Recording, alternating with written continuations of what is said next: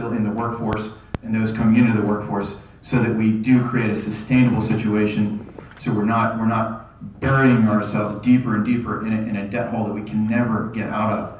That will weaken our country not only domestically but internationally if we become an insolvent nation. So it certainly has to be addressed, and spending has to be drastically reprioritized. Thank you.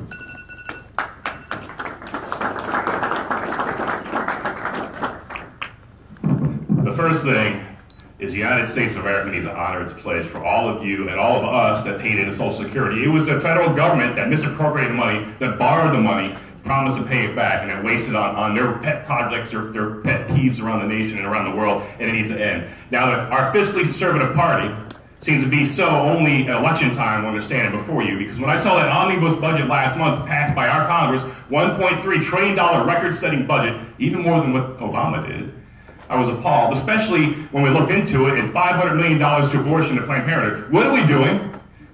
$89 billion on aid to illegals in our country. If you're here illegally, guess what? You don't get a penny. You take care of our people, our senior citizens, our veterans, our roads first, and don't give any money. If you're here illegally, not a cent. It's pretty clear here. All these foreign projects here, $26 million last year to Pakistani dairy farmers. No, our dairy farmers first. What are you nuts? $100 million in Moroccan students to find jobs in America? This is madness. It's easy to take care of. Send someone there who's going to fight for you and end this madness, and I'll take care of it.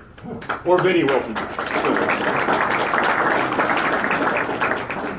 The framework for the statistics that Lois cited for you are considered non-discretionary items such as Social Security, Medicare, that are obligations of the federal government, and then discretionary budget, which is the much smaller portion, which includes basically all the departments and defense and so forth. A strange use of terms there with respect to that. But the question, I think, the heart of the question is how are we going to bring this back into balance? You start by electing new representatives who will go up there and actually will understand the immoral nature of the spending, the deficits of 21 trillion and growing by I think it's more than 800 billion. It's over $1 trillion a year, just like with Obama. Our party is doing the same thing that we accused him of doing. But there are some easy cuts like Planned Parenthood. But largely, the cuts need to come in the welfare programs, which I believe is toxic charity. We're not helping anybody with respect to the money that we give to people not to work.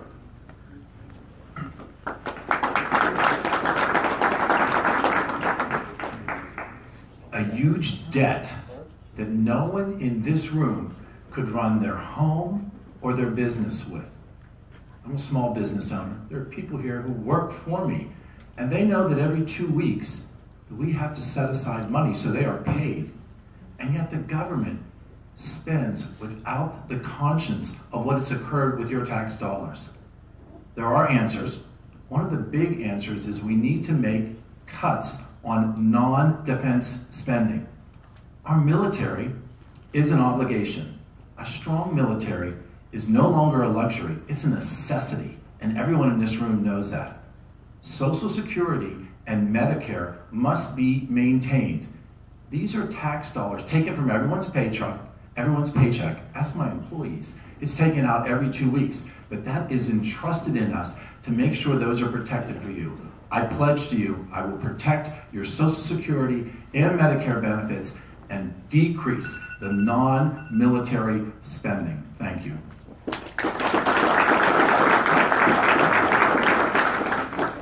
I attended the Pennsylvania Leadership Conference here a few weeks ago, and the consensus was a lot of the conservative leaders around Pennsylvania is that we've got to work toward a balanced budget. We can do it through an amendment or we can just get it done. But we're not going to get there overnight. We can't make a balanced budget next year, but we can do it gradually and get to that point, and I think we need to do that. With Social Security, we have a commitment that we're going to have to keep. There are things we can do with Social Security, however. We can change the age of eligibility. We can ramp that up with new people coming into the system, not with anybody that's already in it. But the years of attainment can be changed, and we're going to have to do it. People are living longer and working longer.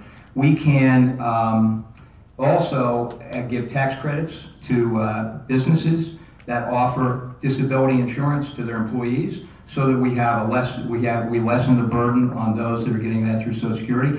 And if we can cut taxes in general, cut the burden on people, that are employed in this country, they'll have their own money to do their own savings for their retirement as well as disability insurance on their own.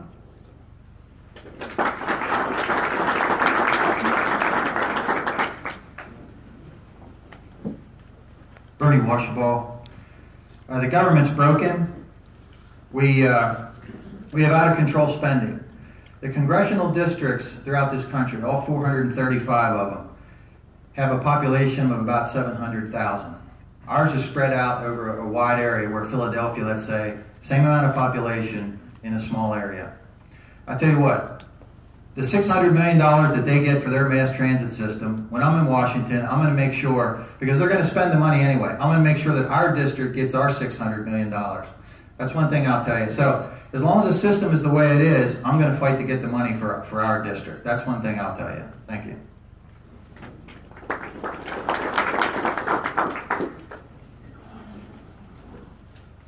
One of the programs that I would like to implement first and foremost is welfare for work.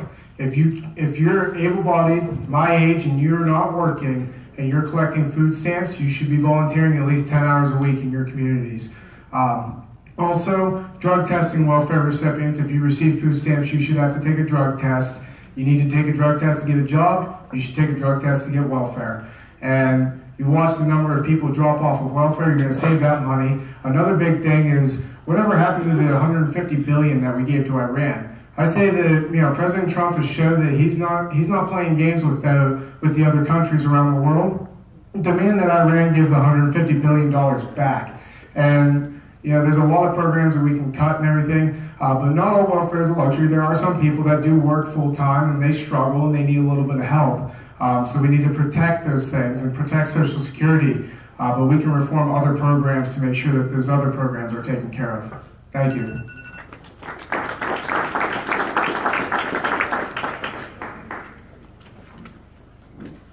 The next question will get a 45-second response.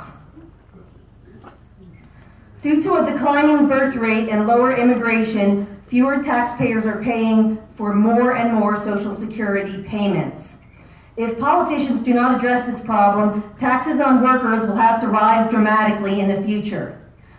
Do you favor raising the retirement age, changing the calculation of benefits to more accurately reflect life expectancies, raising taxes, or some other reform measures? And do you favor allowing young people to opt out of the system and save for their own retirement so they are not tied to a bankrupt government system? 45 seconds for a response.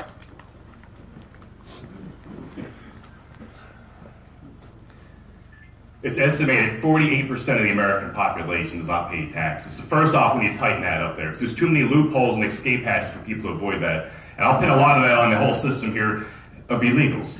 There's so many illegals here collecting benefits and riding on our back, taking money out of our wallets and crushing us and forcing senior citizens for secondary health care, veterans living on the streets in Philadelphia. We need to tighten that up first. Second off here, as far as the safety net. One of the problems here that we're having is we created safety nets. Hey, I'm down with safety nets. People do fall on hard times. All of us have seen relatives do so. But it's become a hammock. And we have third and fourth generation of welfare people in Philadelphia and Pittsburgh and elsewhere. It's time to cut it off. And then we don't need to mess around with the benefits and entitlements that you work for and earn and deserve.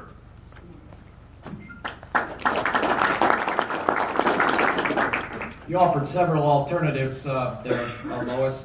One of them would be to opt out at the entering stage, to particularly if employees offered, such as 401ks as an alternative source for retirement planning. One of the things we need to do in America is begin to talk about fiscal responsibility.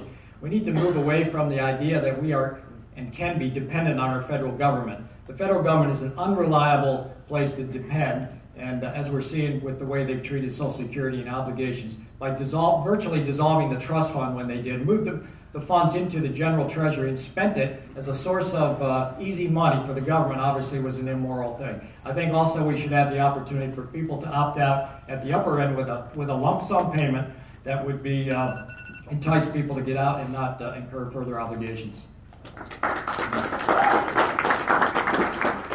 Lois, you gave us a tall order in 45 seconds, but I want to talk about one issue, and that is Americans being smart and smarter than the government in how to save money. Again, I've told you I'm a small business owner. We have a profit sharing plan which has worked. And if you gave my employees the option to take their Social Security that's taken out of their paycheck and put it into a profit sharing plan, into a 401k plan, they would probably be able to double or triple the amount of their retirement. Independent of the federal government, Americans are smart. Many Americans are people who save money. We have to encourage that, and this is one option that I would recommend.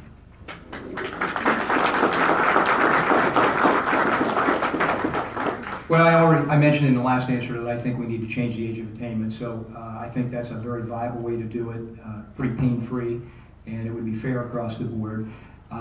We do have a lot of segments of the population that already have opted out. We have religious groups that are out, police officers are out. In this railroad area, we have railroad employees that are not part of Social Security, and that is a viable thing to look at in an expanded way. But everybody is expecting to get something at the end of the day, and we have to be very careful if we would allow other programs to be created that we're not going to allow more bureaucracy and other difficulties for smaller groups of people that aren't going to be able to get their retirement benefits. So the age of attainment, I think, is the key to getting that under control.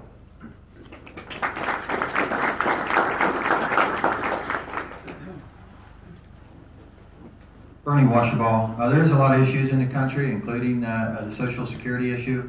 To me, with my economic development plan and business background, a strong economy to me solves a lot of issues, or at least it diminishes the effect of them. So to me, a strong economy, and particularly for our district here, will be one of my focuses.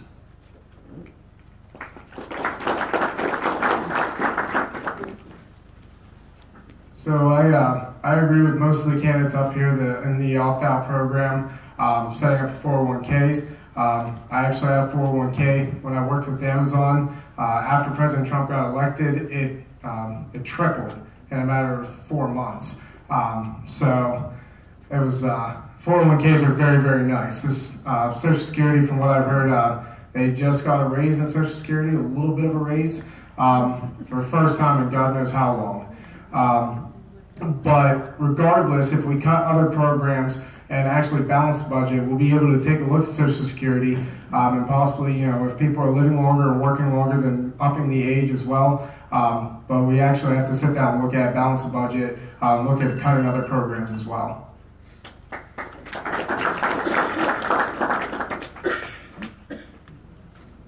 My fellow candidates have put forth a lot of good ideas on some of the reforms we can address, and I want to take another piece of the question that Lois asked about. Would raising taxes be part of the solution? I would say absolutely not. When I first ran for State House back in 2010, 8 years ago, I signed a pledge to the people in my district that I would not vote for a tax increase. And for the last 8 years, I never have voted for a tax increase. I fought the tax increases that were tried to be pushed upon us by Governor Wolf. And even when Governor Corbett, our fellow Republican, tried to push a gasoline tax increase on us, I fought that to the bitter end. I will do the same. I've already signed the pledge to my constituents as a candidate for U.S. representative, and I will not vote to raise taxes as your representative. Thank you.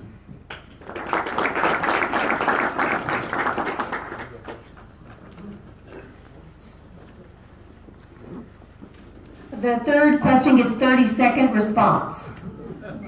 And you're going to be showing us who's answering this one should be easy, okay? It's, do you favor term limits for Congress, and will you limit your own terms? 30 seconds. Well, as far as I know, I'm the only one that has pledged to serve under term limits. I've signed the pledge, the United States Term Limits Pledge, so obviously I believe in term limits, and I would encourage all of my other colleagues here to accept and sign that pledge as well.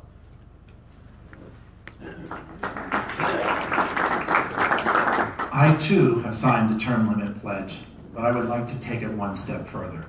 The deep state, which controls our government, the bureaucrats that are in Washington, D.C., should be limited as well. I think a 3-term limit for members of the House and 2 terms for members of the Senate but 25, 30, 35-year bureaucrats who slow down our government and have their own agendas, many of them trying to stop President Trump, they also should be term limited.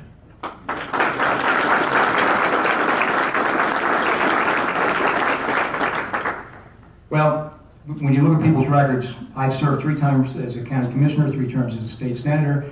I have sponsored the term limits legislation in the state, and I have sponsored the federal term limits legislation through the Convention of States resolution that was promoted in the legislature. I'm the prime sponsor of that. Senator Coburn was just in to see me a few weeks ago. He's been in a number of times. We're trying to get that through because I am a firm believer in term limits for legislators. Yep.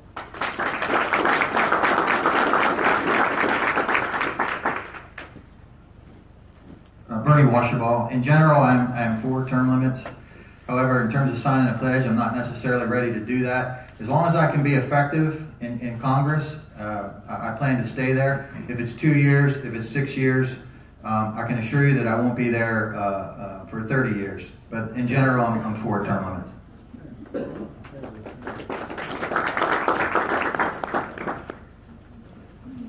First and foremost, I am for term limits, as all the other candidates are. Go figure, we're all Republican conservatives. But I have not signed the term limit pledge. I've agreed to term limit myself to 4 terms, 8 years, not longer. So that way I'm not considered a junior representative. I'm down there the entire time I'm down there. Also, another thing is we need to do it not through Congress, because Congress isn't going to term limit themselves. We need to do it through Convention of States. But if we're going to do that, take it a step further and limit the amount of the pension that they're going to get, make them work for 5 years afterwards before they collect a pension as well.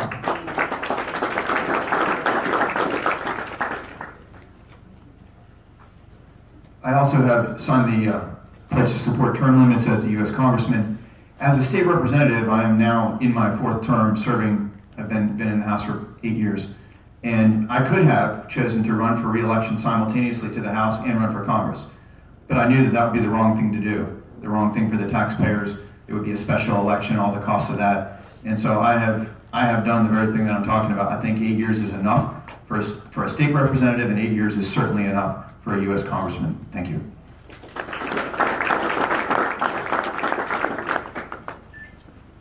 Doug Mastriano also signed that pledge. And so why do this? Because they term limited the president, the 22nd Amendment in 1951. Remember that? After FDR's long term? And so there's a corrupting force in politics because there's a 90% ratio of incumbents staying in power, because then they have all the connections, establishments behind them, a lot of money's thrown behind them, and there's no way for an outsider, well, it's hard for an outsider to come in. So you want an outsider and a fighter like Donald Trump, you're looking at Mastriano, because he's going to be term limited, he's going to fight for you until his dying breath there as well. God bless you guys.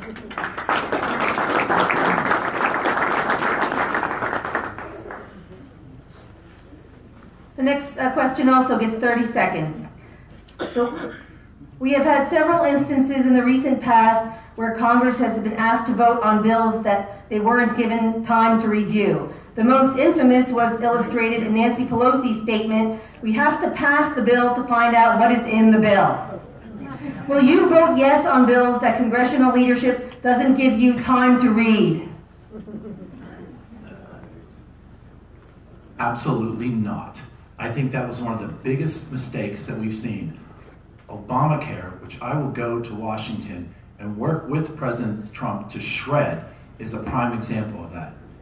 Every bill must be researched, must be understood, and most important, must have significant positive impact on New Pennsylvania 13. Thank you.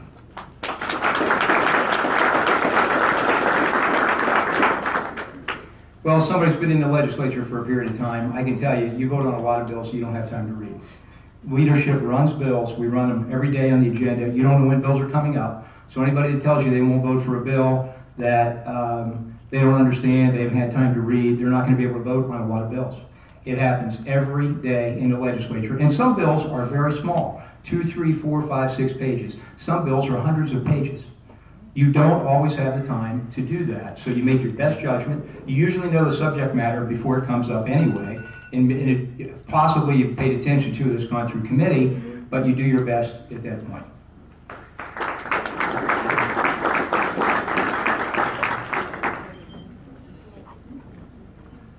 Bernie Washaball II. I appreciate John's comments, and I understand that he deals with that on a daily basis. However, in business, we don't move forward on anything until we understand it.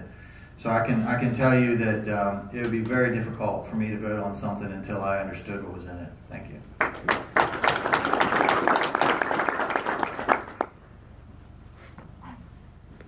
If the legislature doesn't have the time to read it, then they need to make the time to read it. It needs to be read and understood. As a Marine Corps veteran, one of the biggest things and one of the biggest qualities that I learned in there was attention to detail and to every little minute detail. It could not matter to anybody else, but to a United States Marine, every little thing comes down to a point. So I would take that experience to Washington, D.C. and make sure that I scan over every single word in legislation before passing it. Thank you.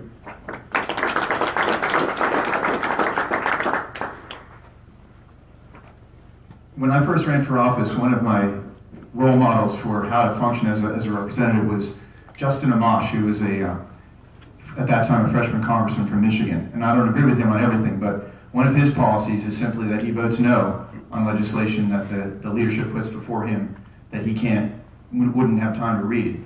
And that's the same policy that I'll follow as your congressman. If I don't have time to read it, it's going to be a no.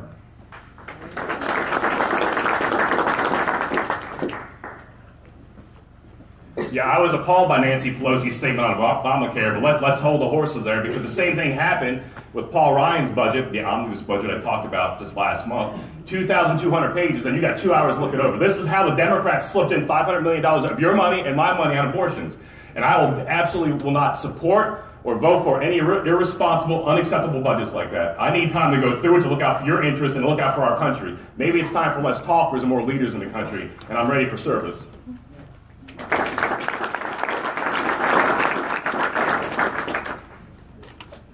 Well, the reason there's not time to read these bills is because the bills are too big. They need to have single-issue bills, not these Christmas trees where all these ornaments are added on and there's issues that are unrelated to the major purpose of the bill. That's what's wrong. That's what needs to be fixed. Congress only spends Tuesday afternoon, Wednesday, and Thursday morning in session. No wonder they don't have time to read their bills. I also support the Hastert Amendment, which if a bill is not going to be supported by the Republican caucus, it doesn't get attention on the floor.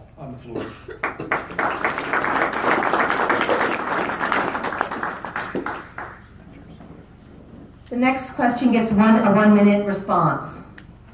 The website downsizinggovernment.org documents a long history of the failure of the Federal Department of Education to accomplish its mission of educating our nation's children, wasting billions of dollars with little to show for it.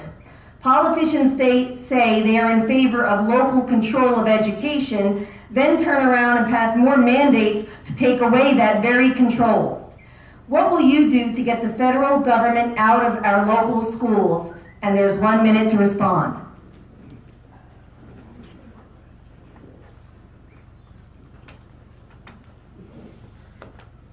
Well, as chairman of the Senate Education Committee, I can tell you I work on education issues every day. And the federal government has had a significant role, too much of a role, in the education of our children around this country. Common Core curriculum is something that we need to stop. We also need to stop the mandates that are coming from Washington that come to the states. We just went through it with the Every Student Succeeds Act, which I dealt with Secretary DeVos to try to slow up the process from our secretary, Pedro Rivera, who was trying to put through a much more liberal program for our kids than what we should have. And Secretary DeVos recognized that, forced some more changes in Pennsylvania, but not enough. We have allowed states and the nation to dictate too much control over what's happening in our local schools. But we have a lot of problems with where we are with funding and a lot of different issues. It's tough to go over in a minute. But maybe we have a couple seconds to talk about it a little bit later. But we should do away with the onerous control of the federal government, perhaps as Reagan wanted, to do away with the department entirely.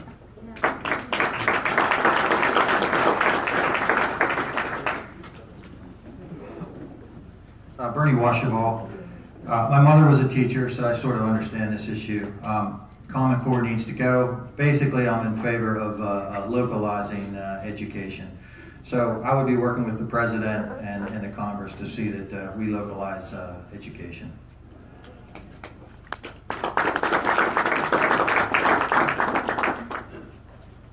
I think all of us as conservative Republicans can agree that Common Core needs to go.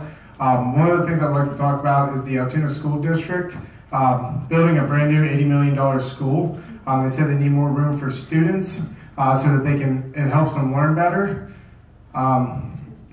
Building new buildings doesn't help students learn. I don't care what anybody says. If building new buildings helped, then the VA would build new buildings everywhere to help veterans get better health care. So wasting taxpayer dollars like that. We spend the most per student out of any state in the United States, and the average test scores haven't gone up in a decade. That's ridiculous. It's not a spending problem. Cut the spending. The state or the education department at the federal level needs to give more power back to the states because students in each different state learn differently. California is different than Pennsylvania. Minnesota is different than Texas. So give more power back to the states and recognize state sovereignty and allow them to teach our children how they see fit.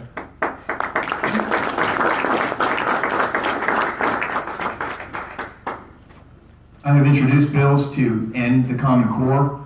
I have fought that, and I fought other educational reform issues. And some of the problem is the mandates from the federal government, but the other big piece of the problem with our public education system is the archaic rules and ridiculous practices imposed upon our schools and our students by the teachers' unions. I have challenged the PSEA on legislation and actually gotten a bill passed that the PSEA was fighting tooth and nail called the Protecting Excellent Teachers Act.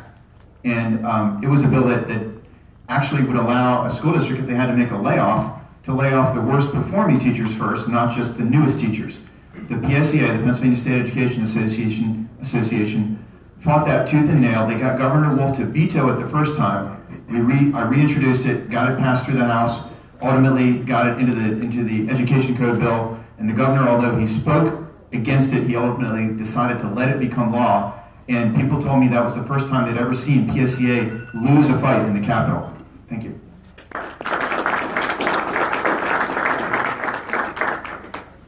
That fantastic omnibus budget, I keep on going back to it because it's an example of what happens when you send unrefuted Republicans to Washington, D.C. that can't fight for you. Just go along and get along.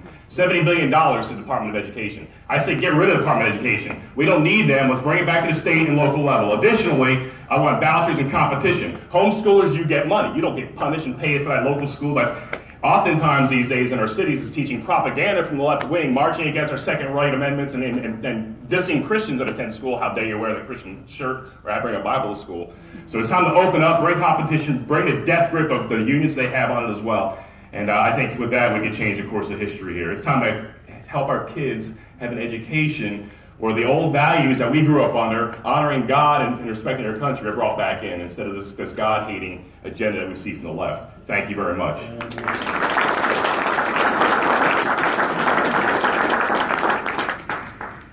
The Federal Department of Education needs to be dissolved.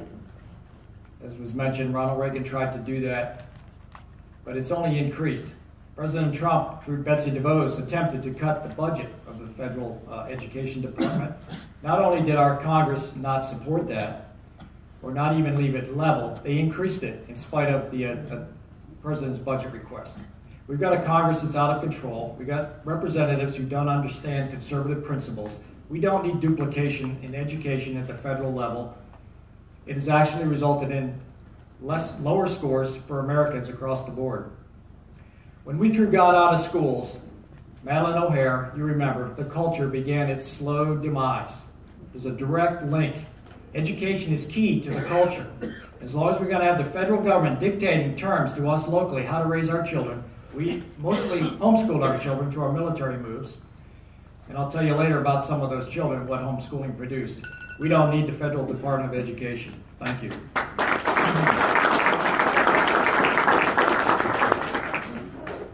Common Core has not brought us the answer. I look around this room and see several school board members from local school boards, former and current. You are our leaders, and from a federal level, we need to recognize that and not pass restrictive elements that allow you to make the right decisions for our students. I started 29 years of education at Wright Elementary School in Altoona. I know that there are teachers who are committed to the education of their students. The answer is simple. The federal government needs to back off. Let the local people decide what is the best way to educate their children. The answers are right here in our own backyard. Thank you.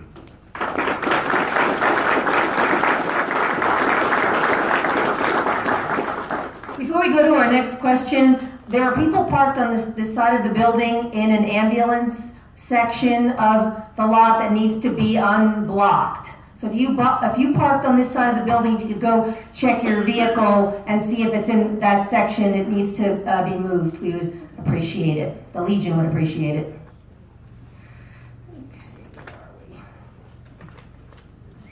The next question is another 30-second response. A few years ago, there was a bill introduced in the Transportation Committee that would have block-granted transportation funding to the states instead of politicizing transportation funding through politicians' pet projects. Do you favor a decentralized approach to fixing our nation's infrastructure?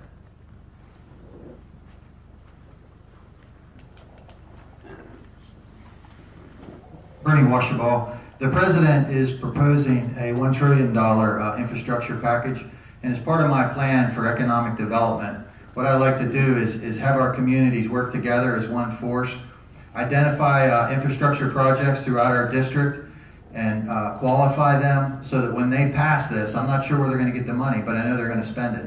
As soon as they get that money, I want to have our projects put forward so that we can get moving on them on day one.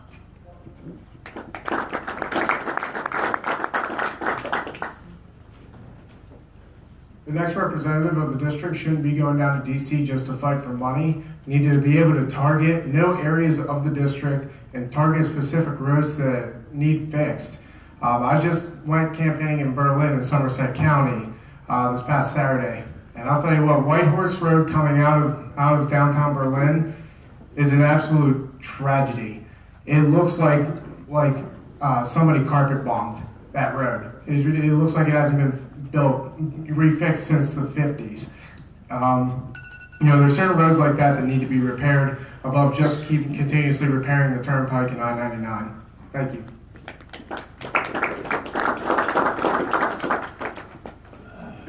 Absolutely yes to block granting the money to the states. Local control is hugely important, and our local folks can make a much better decision on what infrastructure projects are needed as compared to the bureaucrats in DC. Also, though, we've got to address the inflated artificial costs that are included in federal transportation projects and state transportation projects. Prevailing wage, Davis-Bacon, they artificially increased the price of building those roads and bridges by upwards of 40% for the exact same construction. There's no win in it for the taxpayers. It's literally stealing money from the taxpayers and wasting it. Thank you.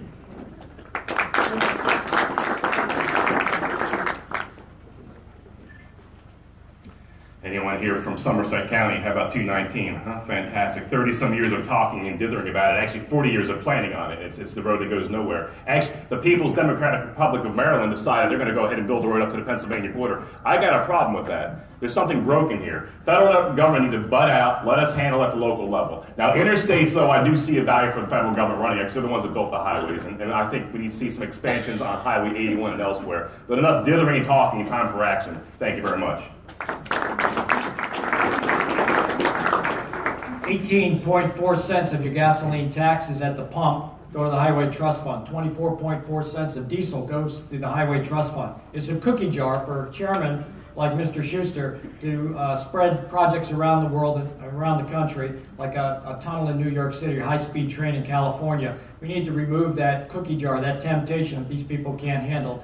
Give the money. It's collected in the state of Pennsylvania. Keep it in the state. We don't need block grants. Just keep the money here. Devolve the Highway Trust Fund. Period. Block grants, in conjunction with local government, need to be seriously evaluated. People know which roads need to be fixed. People know what the problems are at hand. And the federal government is at a distance, and yet it's your money. I am a firm advocate of block grants as long as those grants are used in conjunction with firm input from the local municipalities. Thank you.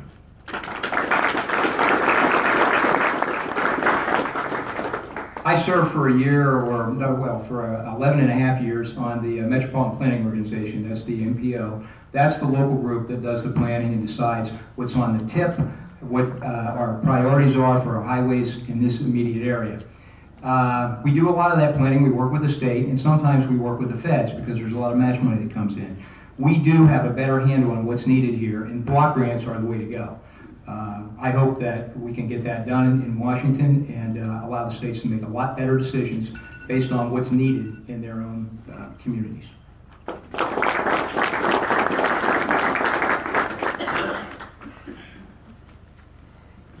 The next question will get a 45-second response. As a congressman, you and your staff will be endlessly pursued by highly paid lobbyists to fund their pet projects and keep the money flowing. How will you make sure you assess all sides of an issue and aren't unduly persuaded by entities with deep pockets? 45 seconds.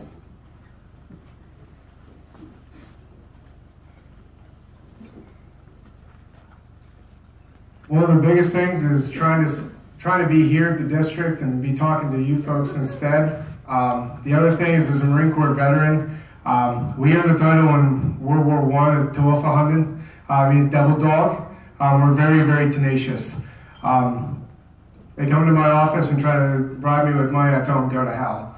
Slam the door in their face. The staffers, if they don't tell them before they come into my office, the staffers are going to lose their job immediately. Lose all their benefits, everything. I mean, it's just having trust in your representative to do the right thing. And to have somebody that's not already beholden to the special interest groups. Thank you.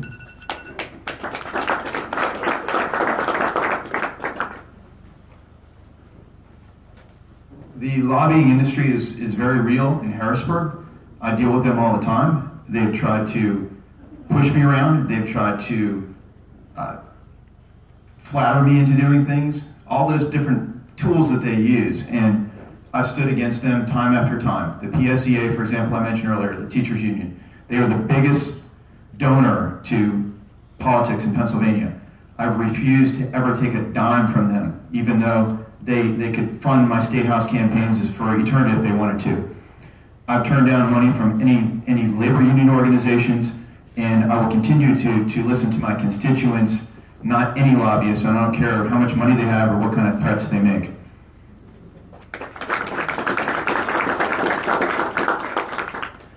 This is a big deal, because when you send someone to Congress there, what are they going to really do when suddenly money's available, pretty ladies are available, they start believing the propaganda, hey, you're the best thing since sliced bread, and maybe I am. Well, I would say Doug Mastriano definitely is not. I know that. But okay, in the United States Army, the officer corps, we're held to a higher standard. Additionally, I was 30 years military intelligence with top secret clearance the entire time, so periodic background investigations. So had I misappropriated my $10 or $11 million budget in one of my jobs, or cheated on my wife, I would have lost my access, lost my clearance, and kicked out of the Army. So I have a lifetime of exercising that character muscle that you need. You need men and women of honor and character, proven character, not just saying what they're going to do. Also follow the money. That's public information, who's giving and who's receiving money. If you watch where the money's coming from, and don't look the other way if you see it's coming from the wrong places.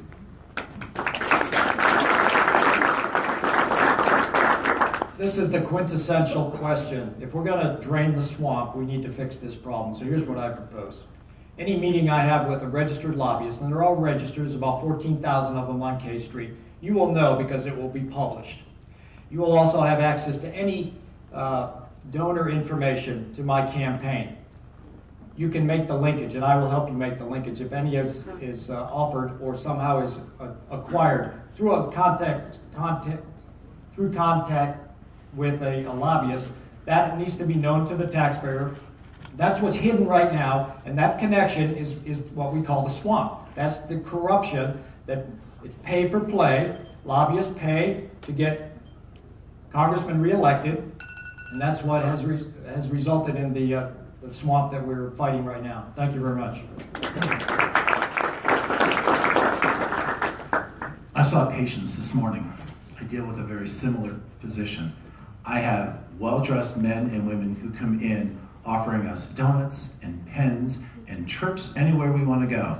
I see lobbyists at a different level. You are lobbied as well. There are beautiful commercials on television, people dancing through meadows, happy on whatever the new medicine is. I won't be bribed. I won't fall into those traps. I warn you with those commercials on television. We see people coming in saying, why can't I try this? Well, there's a generic that you could use that is 1/20th the price that would be just as effective, but you might not have the image of someone dancing through the meadows. I would work in Washington, and I will do this unencumbered. Thank you.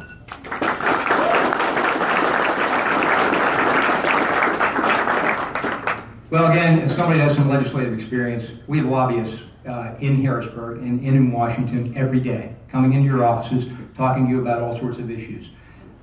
If people here don't like lobbyists, then they wouldn't like the gun lobby to come in. The NRA comes in and meets with us. The local libraries come in and meet with us. The YMCAs come in and meet with us. All those folks come in and meet with us to describe what they would like, or what they're maybe if they're being attacked for some reason. People that have diseases, all sorts of folks that want something out of their government. And they're entitled to talk to somebody about it. Either they pay somebody to do that, or they come in as citizens and talk to us about their concern. So you have to have the principles to draw the line and make sure that you're not being taken advantage of and you're doing the right thing for the folks back home. That's what the difference is.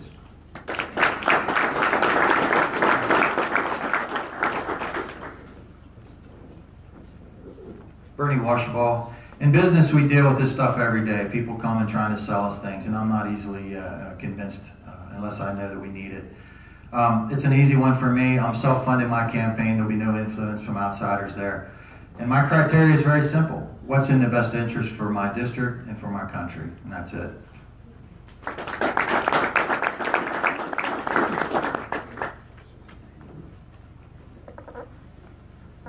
The next question gets 30-second response.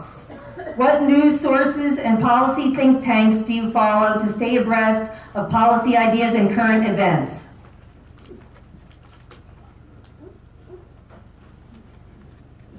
I'm an avid reader. I spend a lot of time reading all day. Certainly Heritage Foundation is one. The groups in Pennsylvania like the Commonwealth Foundation I rely on for excellent research on conservative principles.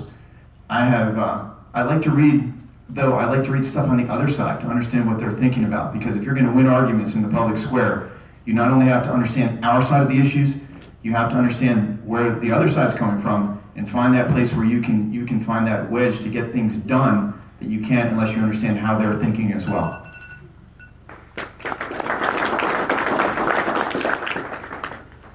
It's something we lack in the United States these days, especially because there's such a lack of this taught in schools, is critical thinking.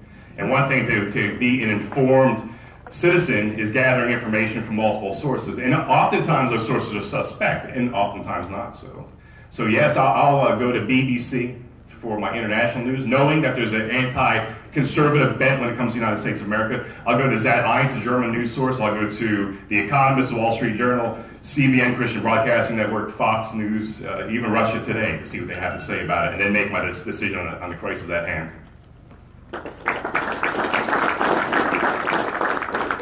One thing I do not do is watch television news. It's nothing more than entertainment. It's all about taking issues and then trying to create eyeball contacts and drive up their numbers by entertaining people. There are lots of excellent sources out there that amalgamate the news that give you both sides. Real Clear Politics is a favorite of mine. Hillsdale College has tremendous intellectually deep thinking that they publish with in premise, and Heritage Foundation has been mentioned. There's many sources out there, but stay away from the TV. It's toxic. The Heritage Foundation provides me with the Constitution, which I value incredibly.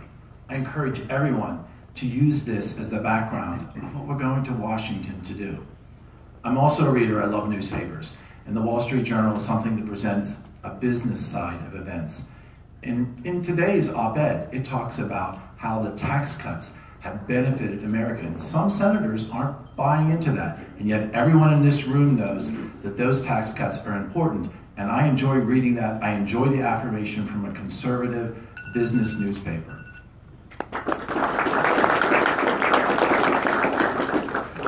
Well, in Harrisburg, we look at the Commonwealth Foundation as the real beacon, and then the Pennsylvania Family Institute. We have the American Family Association in Washington to look for help on social issues, and Heritage is the equal there on a national basis for conservative fiscal issues, and lots of things, world affairs, labor issues, etc. They're really stellar on those things. But one of the keys that you have to do is when you're on the inside and you're working with colleagues, you have access to a lot more information than what these other groups do, so you have to make up your own mind most of the time without the benefit of that outside information.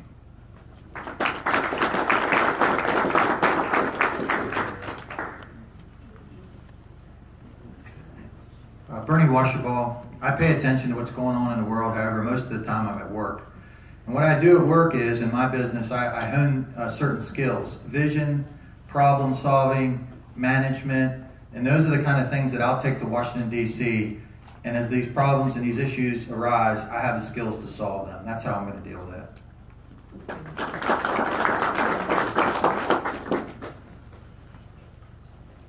There's a couple of them, Heritage Foundation, Commonwealth Foundation, BBC was mentioned. Another one that I really personally enjoy is Newsmax.com. I get email notifications every time they have news stories that come out. And there's none of that biased crap that you hear from CNN, MSNBC, and the far left Marxist ideology. But every now and again, I kind of cringe in my mouth a little bit and watch MSNBC, because you have to keep your friends close, keep your enemies closer. You have to make sure you know what they're doing at all times.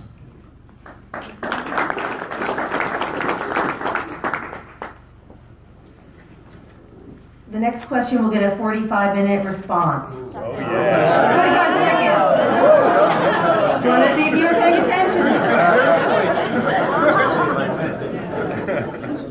The American Action Forum has estimated that federal mandates cost Americans over $500 billion each year. These mandates fall on states, school districts, municipalities, and businesses and affect our ability to live our lives as free people.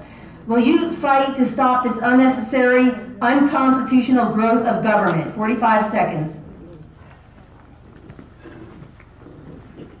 What we see here in the United States of America is nothing like our founding fathers had envisioned or laid out. They envisioned a republic with local government. Instead, we have a nanny state, oftentimes created by, well, going back to FDR, Franklin Delano Roosevelt, with the New Deal and what have you, but perpetuated by the Republicans, as we see in that budget. Status quo, fund everything. We don't want to lose our re-elections here in the midterms. It's time to rise up and fight. We're strangling our country. Our posterity, our children and grandchildren, we're going to have a country that's less good, less prosperous, and less secure than how we got it from our parents. That's why I'm in this fight here. It's a fight about bringing down the power of this powerful, corrupt government that's oppressing us. Remember the oppression of the Christians? How you felt under Obama? That's what we've become. It's very Orwellian. We need to rise up and stand and say no. You send Mastriano down there and I will fight against this tyranny we have. Thank you very much.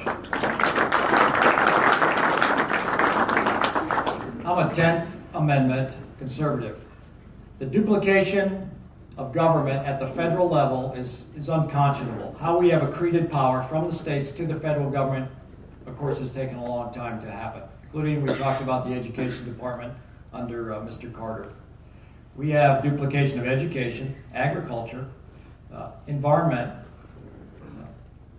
energy, transportation.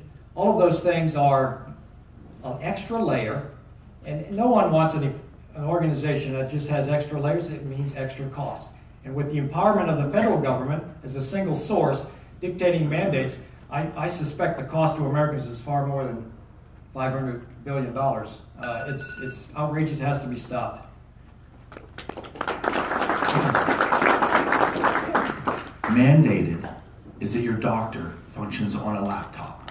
Next time you go to the doctor, see how much eye contact you get. Do you know why? It's mandated. You can't submit for billing unless you document that you're doing it electronically. I've refused that in my office.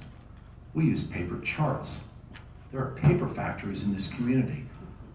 Realize that physicians are mandated not to create eye contact, not to evaluate you, but to pound away on a laptop. That's one example.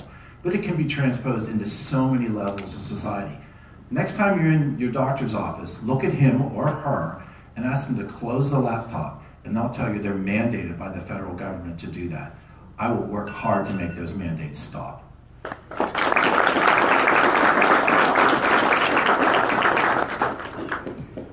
When the Pennsylvania School Boards Association wanted some mandate relief for the 500 school districts in Pennsylvania, they came to me. I've been fighting mandates and trying to look at what's good and what's bad and what's reasonable in government for the 12 years I've been in the state Senate. We see this duplication as has been discussed between Washington and Harrisburg, and they attach money to it. So we are forced to do things or we lose money. Highway funding, school funding, all sorts of things. In addition to that, what's scarier is that beyond the bureaucracies that we can all name today in the departments of the federal government, we have new groups being formed, like the Chesapeake Bay Commission in our area, and others that are given extraordinary authority to dictate to local communities what they should do. And that is a much worse situation for our country, so we've got to look out for that.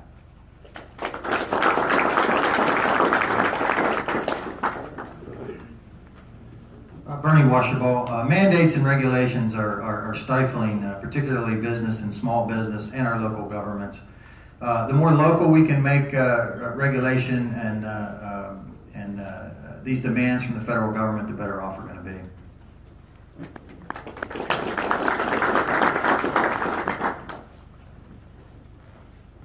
I'll go back to the Convention of States ideas. I think the Convention of States would be the best way to bring back the government. God knows the politicians aren't going to do it on their own. They're so entrenched with the bureaucrats, they're laying in their laps, begging for more money and perks and benefits and everything else.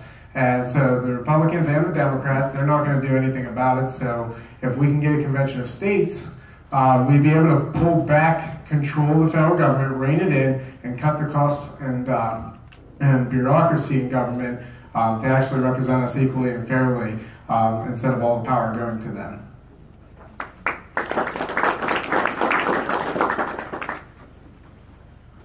I was having a conversation with someone, I believe it was here earlier tonight, about the concept of federalism and the idea that our founders set up this form of government where the federal government would have certain authority over certain areas, but the rest of it would be reserved to the states. And I think we have a complete failure of our education system to teach the principles of federalism. I, as a state representative, I have people who come to my office thinking that somehow the federal government is my boss as their state representative, and that I somehow, as a state rep, am the boss of school districts and other municipal governments in my district. They don't understand, and we need to educate our people that we have divided government. Different spheres of government have different authorities, and that's intentional, and that was something that our founders designed into the system. You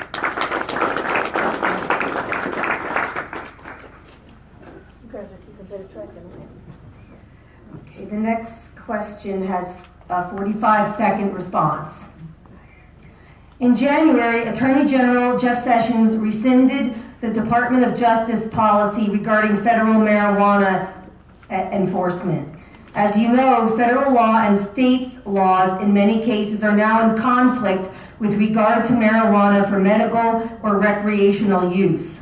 Please tell us if you believe states have the right to decide if they will allow marijuana use, or do you defend the stance of Attorney General Sessions? 45 seconds.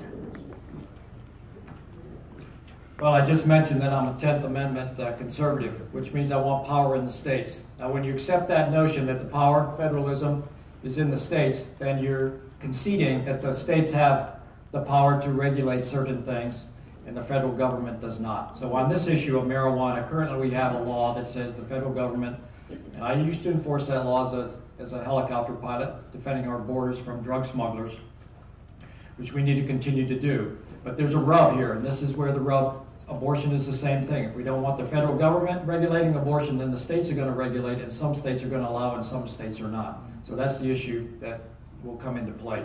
I believe ultimately we need to deregulate the federal government's control because it's not being enforced now, and let the states enforce marijuana laws.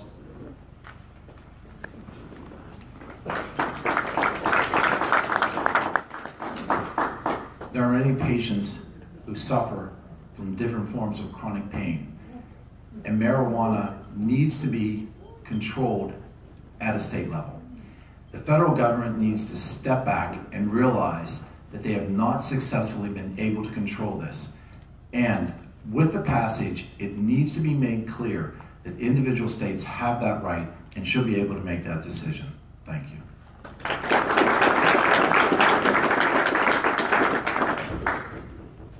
Well, as a state official, I'm certainly a states' rights kind of person. But we have the rule of law in this country that we forget about. And we do have a federal law in the books that prohibits this. And the states are ignoring that. And under the Obama administration, it was allowed to proliferate. And now we have Colorado that has an exceptional set of laws that's created a lot of havoc.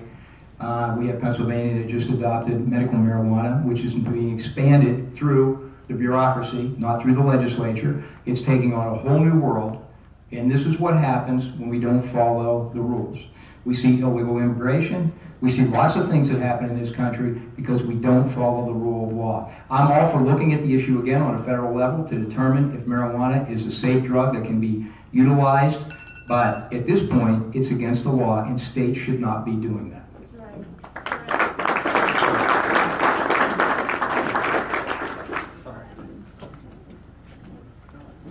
Bernie Washerball, I'm obviously for a smaller federal government, and I certainly believe that the more local we can make government, the better. So I'm for states' rights on this issue.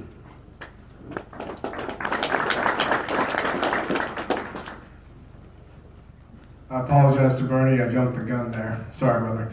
I am for the legalization of recreational marijuana, and as well as medicinal.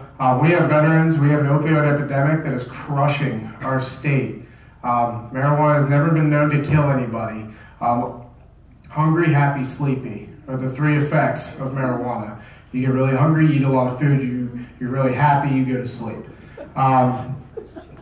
There's no deaths related to marijuana from directly using it. So I support legalizing medicinal marijuana and allowing our veterans to get treatment through that instead of just pumping billions of tons of opioids into our communities on a non-stop basis. Thank you.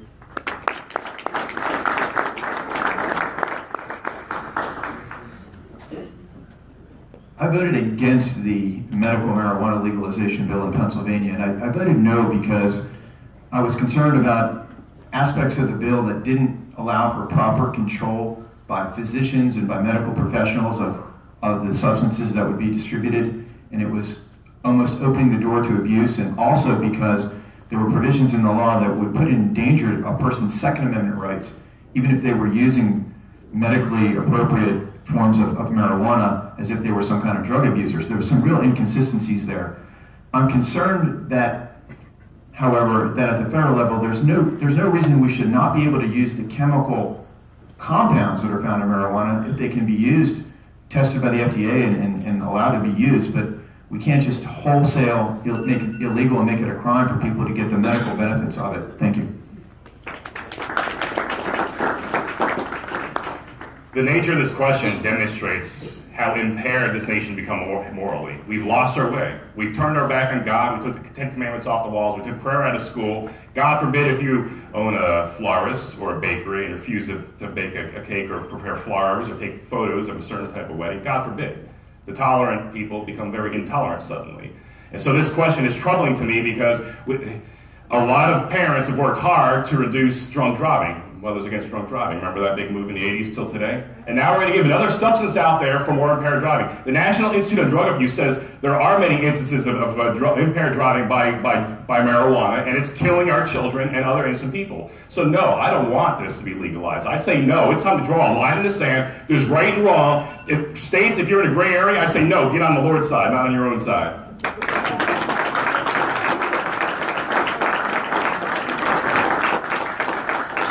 The next question will go a 60-second response.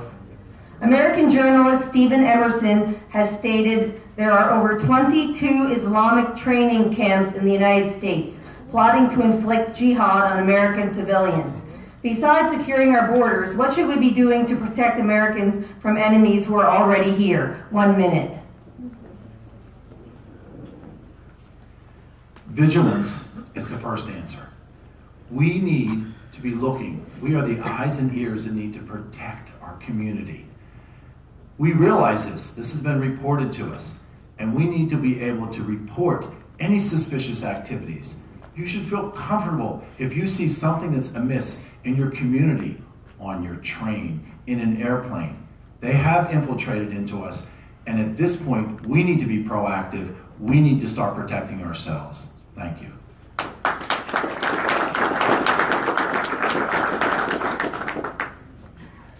Well, I talked a minute ago about the rule of law. We see that rearing its ugly head in this situation where the political correct crowd is prohibiting law enforcement and other agencies from doing their jobs. We have a lot of intel. We can do a lot of things. We can look at groups of people, see the direction they're headed, look at some of the violent behavior that's involved, and all that to touch them because we don't want anybody to think that we're discriminating against anyone. So we've got to do a better job, as many countries continue to do, when they look at real threats in their communities and across their nation, and make sure that people have the tools and the resources available to make decisions and protect the people that they're supposed to protect.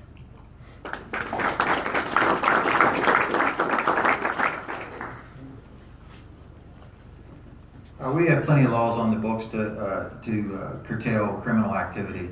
And as John mentioned, we just have to allow law enforcement to do that. I mentioned my traveling around the world. I have many Muslim friends. The religion itself is not the enemy. It's the people that perpetrate these acts, and we need to allow law enforcement to do their job.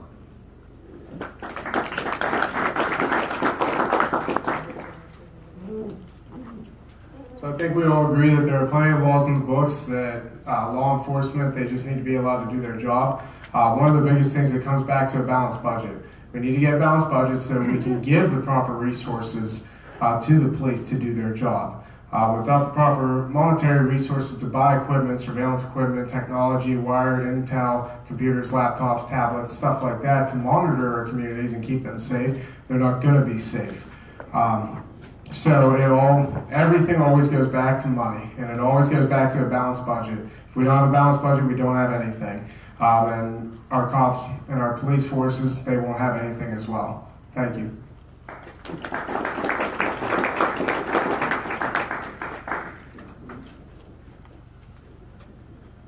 For 8 years, we had a president and a secretary of state who refused to even say the words radical Islamic terrorism. I thank God that we now have a president who is willing to name our enemy. We need to confront terrorism. We need to be willing to call our enemy what it is when it is radical Islamic terrorism. We need to give our law enforcement the full access to whatever resources they need to defeat that enemy, whether it's domestically or internationally. And we need to make sure that we are not wasting the resources of our prosecutorial departments at the federal and state level on these crazy imaginary scandals about Russian collusion in the elections when we're letting actual criminal activity that threatens us and our nation go by unchecked.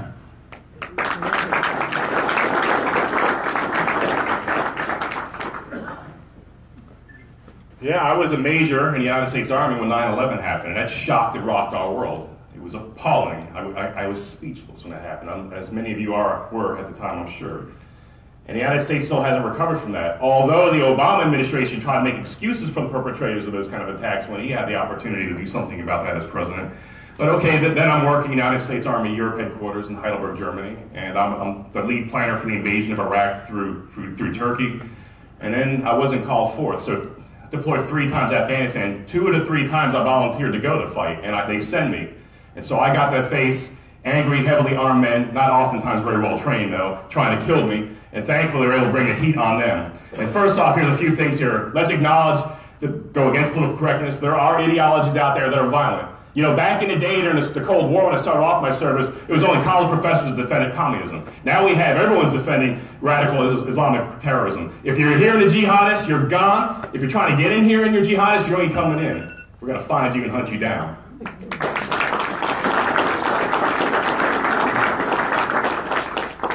I'll admit that I'm unfamiliar with the source that was cited that we would have 22 terrorist training camps in the United States of America within our borders that we know about. That's fairly shocking news to me. I don't know why I don't know that. And I don't know why that is even possible, given the strength of our law enforcement and the authorities that we have, aside from the fact that we don't have a will to enforce the law in many cases. Look at the border situation with Mexico. It's a simple solution. Secure the border. I did it on the maritime security side, rewrote the maritime security policies I talked about, and enforced it as a helicopter pilot.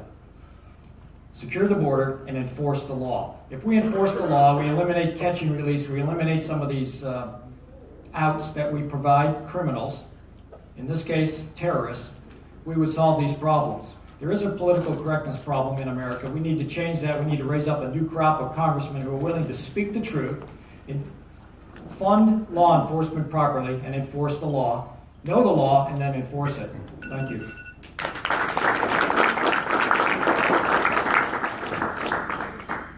The next question will get a 45-second response. The Immigration and Naturalization Act, the body of law governing current immigration policy, provides for an annual worldwide limit of 675,000 permanent immigrants, with certain exceptions for close family members. The annual limit for HB1 visas, which are highly skilled labor, is 85,000. Last year, the government received 236,000 petitions for these highly sought-out visas. If employees need these highly skilled laborers, why should the federal government tell them they can't come here? Are you in favor of raising the number of HB1 visas to adapt to the needs of the U.S. labor market? 45 seconds. I'd be fine with that if we cut back on the total number. So we're allowing more people in today than we've ever done in our country. It is an amazing time in our country as far as immigration goes. And then we have all the porous border issue where they're just pouring in illegally. So as we have farmers in our area, fruit crop growers in our area that rely on people coming in seasonally, we have many people that are here permanently and do outstanding work. We have students that come here to be educated. There's good reasons for people to want to come to the United States, and we're proud to have them. But we want people to follow the rules when they're here and come in under our direction, and only when we allow them to come in for specific circumstances or to become citizens.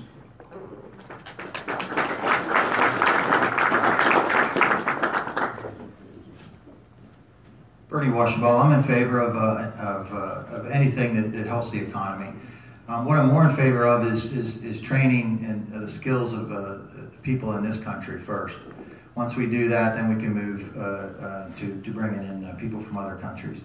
The president talks about the borders, and I'm in favor of strong borders. However, as we grow our economy, I think we're going to need people, and that's important also. So I'm in favor of that.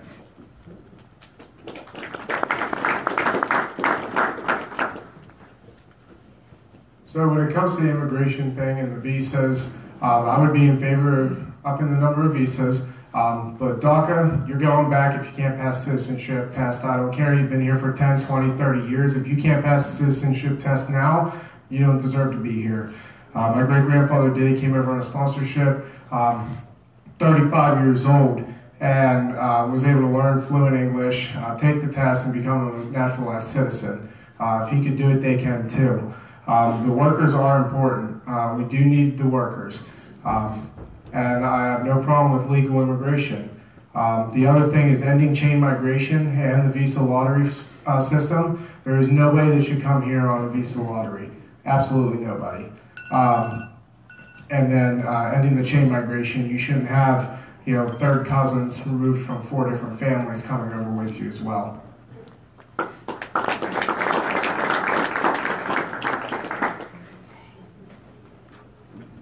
immigration is a part of who we are as Americans. My great-grandparents came in the early 1900s from Hungary to just over in Somerset County to work in the coal fields.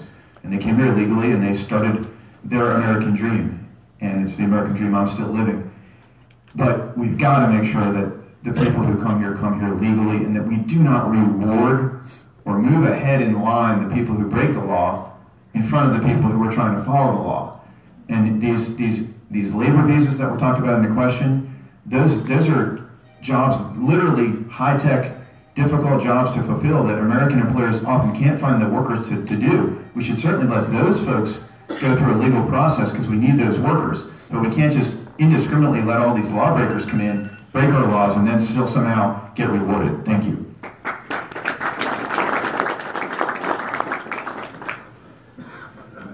In 2003, when I was working on that plan for Iraq, I was sent over to Warsaw, Poland for about 6 weeks to put together a coalition of nations to help us in Iraq. And 46 nations from around the world stood by the United States and sent their soldiers, their men and women, to help us. It was near the U.S. Embassy in Warsaw, and I remember every morning, Monday through Friday, there'd be hundreds of Poles lined up trying to come here legally, the way everyone who comes here should come. So let me lay out my plan for you. First off, that wall is going to get built because we don't even know how many people are in this country and coming across that border. That wall goes up first. Next, remove the violators that are in here illegally. There is no pathway. You're not cutting in line of those good people that want to come here and make America better. After that, we'll pick and choose who comes in, who we need.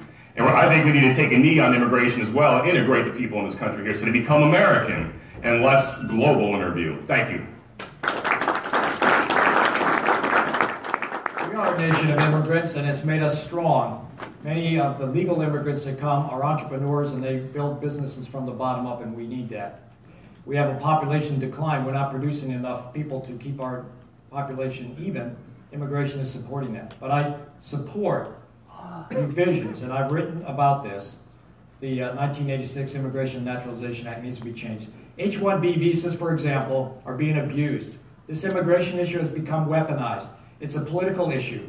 And they're being abused by businessmen who want to bring in cheap labor, who are technically competent to replace Americans in their jobs. The Americans having to train the cheap labor to come in and replace them in good-paying middle-class jobs. That's wrong. We want to keep America strong. We need to produce Americans to do these jobs. When my great-grandfather immigrated from Ireland, Bernard Delaney, he signed up and he fought in the Civil War. He went to Gettysburg, which I visited several times in this campaign. We cannot allow people to circumvent the legal way of entering our country. There are needs for high-tech positions, but more important, there are smart Americans that should be trained to fill those positions. Allowing exceptions beyond that, beyond the allotted number, is not the answer. We need to encourage, we need to talk to our students. These technical fields, which we are in need for, are high-paying family wages. And that's what I would support doing, and not modifying and increasing the immigration. Thank you.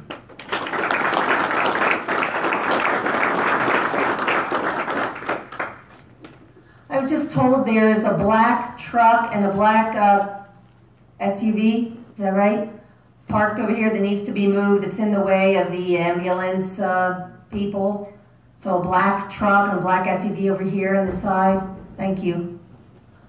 I'm looking at my last question, and it looks awfully lot like a closing statement. So I was going to give a minute, but if you guys are amenable, maybe we'll combine them to a minute and a half. My last question was, give an example of why you are the best person to fight for the 13th district in Washington. So it's kind of like want to just combine it and wrap it up in a minute and a half? Does that sound okay? All right. So we'll do that, all right? So your closing statement, and give an example why you're the best person to fight for the 13th district in Washington. And who are we starting with?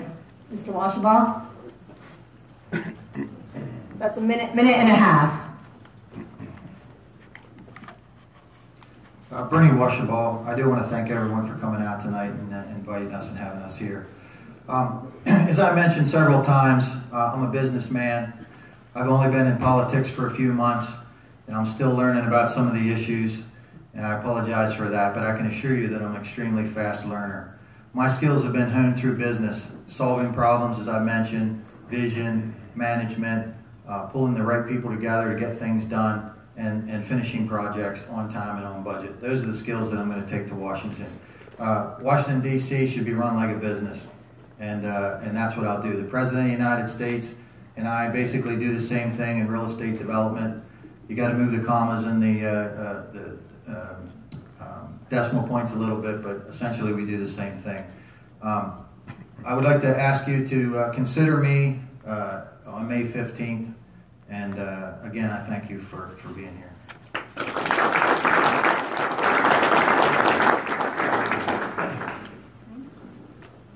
So again, thank all of you for coming out here. This is the last forum that all the candidates will be here together. So thank you to all the candidates for being here as well.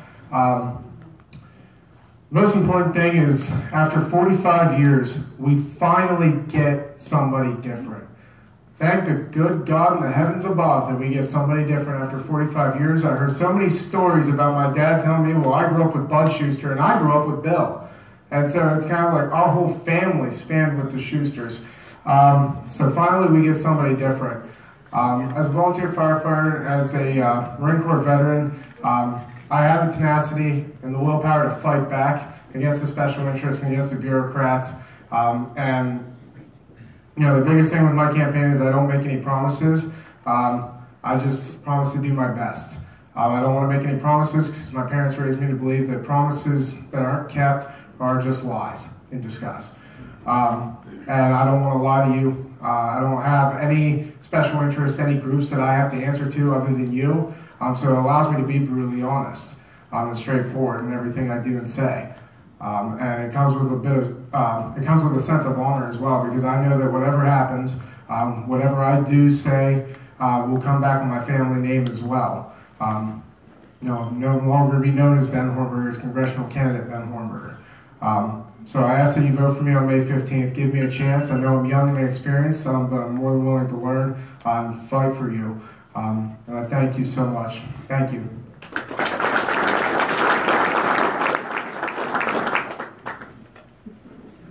I also want to thank you for putting up with the 7 of us, I guess, tonight for such a long debate and discussion, but I think it's been a good one, and I appreciate everybody staying here and staying engaged.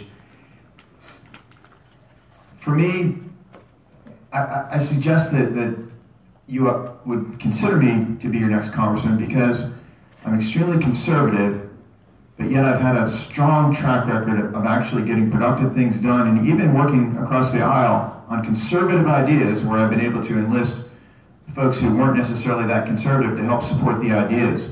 For example, a welfare reform bill I introduced to help end this thing they call the benefits cliff, where if you're on some kind of welfare benefits and you get a job or you get a raise, you lose all your benefits at once, and therefore it's not economically sensible for you to take the job or take the raise. I worked on a bill with the most liberal member of the House to get in front of Governor Wolf a reform to that, so that a person who's on welfare would always be in a position that they'd want to take the job and the raise instead of staying on their benefits and in refusing those things. I've worked on ideas like that. I introduced the bill that ended the death tax on Pennsylvania family farms. I introduced the bill that ended the death tax on small Pennsylvania family businesses. I just did a bill, just passed the other week, that will fix career and technical education teaching in Pennsylvania. So I've been a strong fighter on all our conservative principles, but I've been able to actually work with members of my own party and the other side to get important things done that matter to the taxpayers. Thank you. 1 Corinthians 1:27 said, God uses the foolish to confound the wise and the weak to confound the strong. I stand here before you today as evidence of what God can do with a life. Dishwasher, janitor, newspaper guy, pizza delivery guy, Eagle Scout.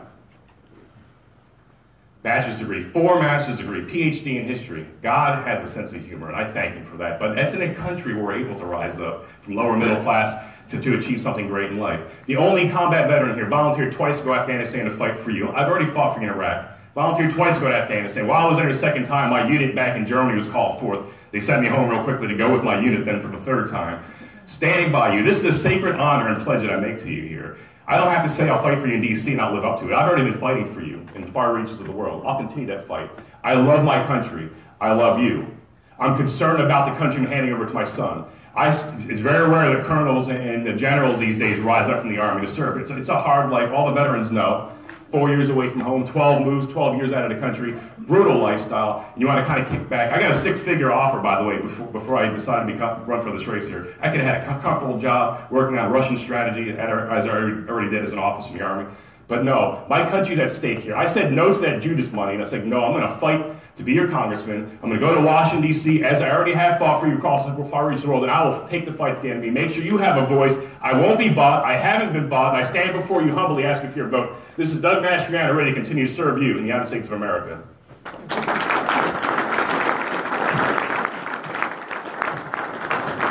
It's been a terrific audience. The room is hot. We're almost finished, so hang on.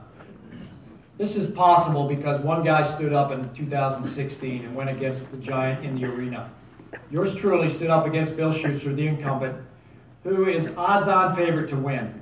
And took him on. He beat me by a few votes, but he's out of the race. We won. This is possible now. You have an open primary. We talked about tonight about reducing the size and the scope of the federal government. That's my vision. That's what we need to do. We need to fight hard to do that. But what do we replace it with? We need a bottom-up approach. We need to strengthen our communities. One way to do that is strengthen the family. We need a spiritual reawakening in America. We need families to be strong. Let me talk to you about mine for 10 seconds. My wife, 39 years we've married, almost 40. She donated her kidney to a neighbor. That's how you love your neighbor. We have 6 children, combat veterans. Some are still serving, defeating terrorism overseas right now. Some are executives in major corporations. We homeschool those children. Kudos to my wife. Thank you, Paula, for your service. We have 13 grandkids. They're the future. That's why I'm fighting them. 13 reasons. The future is in our children, and we're leaving them with a $21 trillion plus $1 trillion every year debt. It's immoral. We need a spiritual reawakening. I would like to lead that. I would like to lead in Congress. I can do it. I've been there. I've done it. And I would ask you for your vote. Thank you very much for being here and for your patience. God bless you.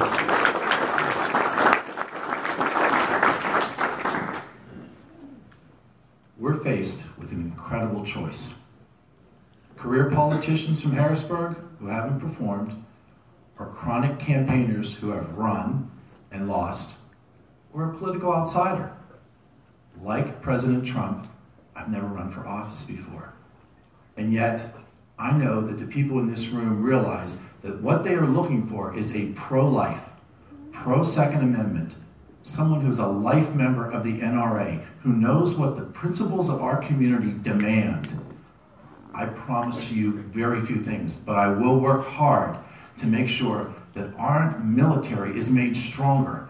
I will work with President Trump and not join a caucus. The people of PA 13, you are my caucus. I will not turn my voting card to someone who dictates to me how to vote.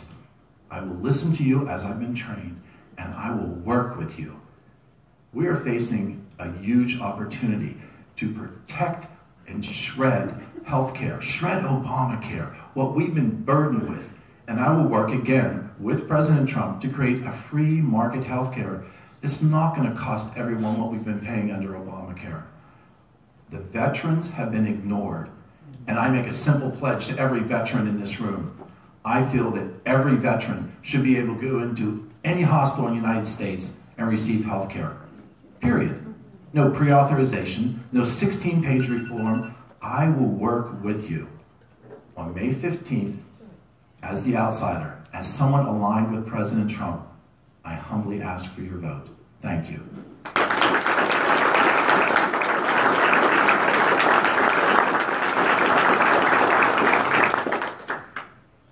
Well, 12 years ago, I stood before people, a lot of people that are in this room, and asked for their support when I ran for the state senate. We had an uphill battle. It was a very tough race. We were outspent by a lot of money.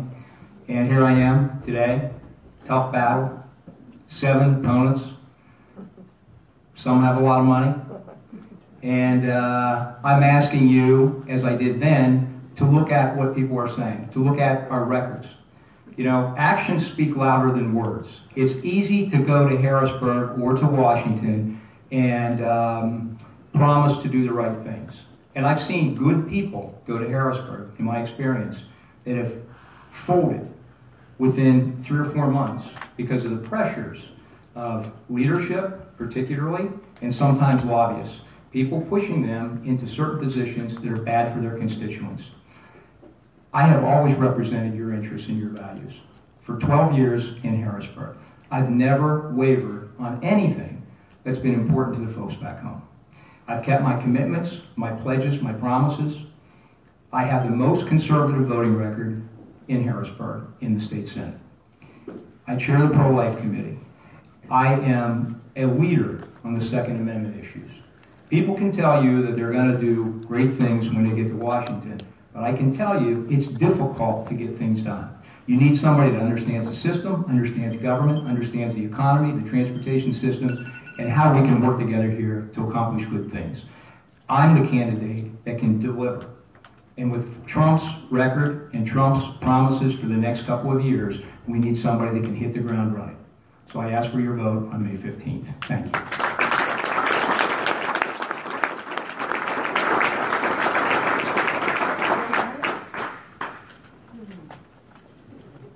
Just had a couple other things I forgot to mention earlier. Tomorrow is the last day to apply for an absentee ballot, a civilian absentee ballot. So if you know anybody that's homebound or maybe in the hospital or that travels for work or somebody just might not be around, think in your head of who you might know and try to contact them tomorrow. Tomorrow's the last day. That application has to be in the elections office by 4 o'clock. If you live in Blair County, at least, they close at 4 o'clock sharp. And you can I didn't bring any tonight, I don't think, but you can print them out online. If you have any questions, you can ask me after. But tomorrow's the deadline. Then, I forgot to mention before, we're going to be having a golf tournament on June 29th, which is being organized by Steve Perov. Steve, why don't you raise your hand? Where are you, Steve? I saw you come in. Did he leave? No. Well, Steve Perov is helping us with that. There's a sign-up sheet in the back if you'd like more information on it. It's going to be a great event. We have a golf tournament and then a dinner, and we're working on getting a big, we'll have, hopefully our congressional candidate there and our candidate for governor or maybe U.S. Senate. So I hope you will sign up for information on that. And just the last thing is, this is a midterm election and a primary. And you'd be surprised how many people do not go vote in midterm elections, let alone primaries. It can be quite low. So if you would just talk to people you know, if you would like a list of people in your neighborhood, I can give you people to speak to who are irregular voters in primaries.